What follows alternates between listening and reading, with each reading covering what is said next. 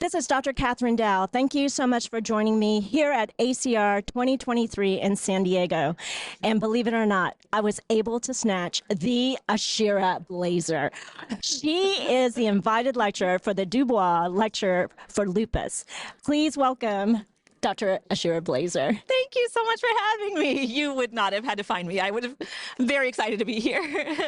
Thanks so much for joining me today. And could you tell me what you're going to talk about at the lecture? Yes. So I'll be talking about my work in APOL1. So I've been looking at apolipoprotein L1 polymorphisms, which are common genetic risk factors for kidney disease, progressive kidney disease in people of African ancestry. So there's actually an interplay between chronic inflammation and APOL1 pathogenesis, such that people who have this sort of inflammatory second hit are more likely to have the poor effect of carrying the two variants. So I'm looking at APOL1 and its implications in lupus, and then getting into some of the pathophysiology. That's incredible. And I know you collaborated with researchers from Africa. Yes. Tell me about that. Yes. So this is a really exciting culmination of that work. I'm going to be talking about some of the pathogenesis in our African patients in Ghana as well as Nigeria. One of my collaborators, Dr. Day, is here, and we actually got to speak to the SLIC group yesterday about how we need to include countries in sub-Saharan Africa and Afro-Caribbean countries so that we can better understand this more sensitive population. Now, APOL1, that's a gene that gets upregulated, and then you have like pathogenesis. And it doesn't necessarily cause lupus nephritis, but once patients get lupus nephritis, this upregulation actually can cause a lot worse prognosis. Exactly.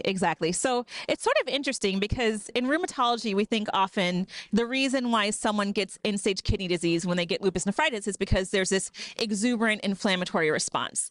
This story is a little bit different because these APOL1 polymorphisms actually increase the risk of kidney damage given that you have an inflammatory response. So it's not a risk factor for lupus, but if you have lupus kidney disease, it's a risk factor for progression.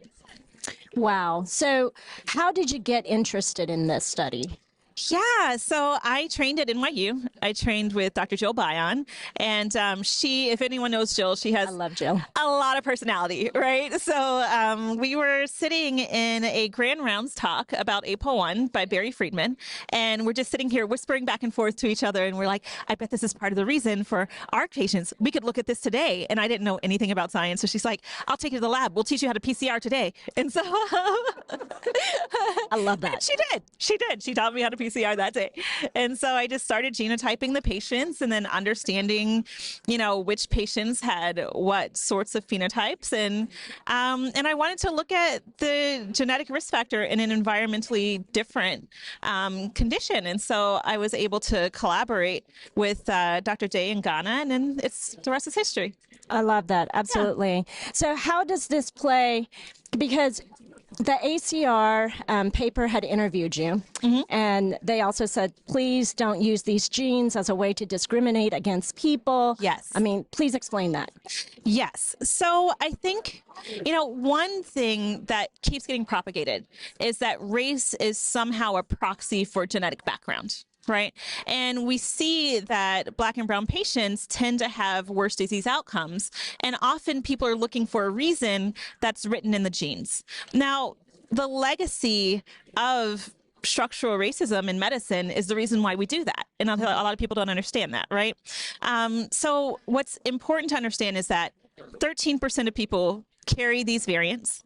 And of those, 20% of them will have, the risk of end-stage kidney disease, right? So it's a substantial number of people, but it's a small subset. So really what we're saying is people who have this genetic background have the risk factor, not African-American people are more likely to get end-stage kidney disease or bad outcomes with lupus because they're just genetically predisposed to bad disease, right? Right. And that's what we were taught before. But I mean, you totally turned my world and my perception upside down. And I love you opening that world to me.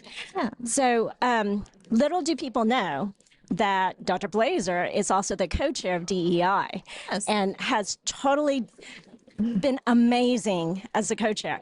Tell us about your initiatives, what you've done, and everything. Yes. This DEI. So this actually started off as a subcommittee of COIN, and I've been working with Dr. Irene Blanco. We've been co-chairs. It's been a labor of love, but really, the ACR has been very intentional about understanding equity inclusion in rheumatology, being able to increase the numbers of rheumatologists of color so that we as a body represent the American public. And so, we've been putting together this sort of new structure for a committee where we're able to facilitate collaboration across the college so that everyone has a good DEI initiative. So it's really exciting. It's a very novel concept that, the work of DEI is everybody's work. Yes. And and we'll be able to liaison with the board and hopefully facilitate implementation so that we can kickstart those initiatives. Absolutely. And a shout out to Michelle on the ACR staff. Yes. Who has helped with this so much. Yes. In the last few seconds, Ashira, is there anything you want our viewers to know?